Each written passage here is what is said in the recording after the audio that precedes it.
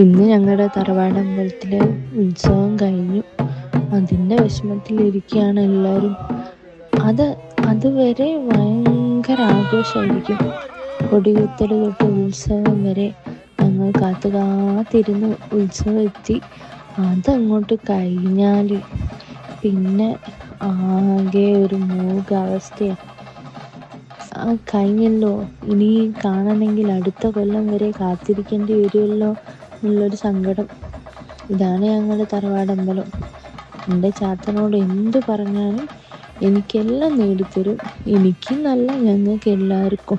എൻ്റെ കാൽപ്പറ്റമ്മ കുട്ടിച്ചാത്തൻ, അങ്ങനെ പേര് ചൊല്ലി വിളിക്കണമെന്നാ പറഞ്ഞിരിക്കുന്നു.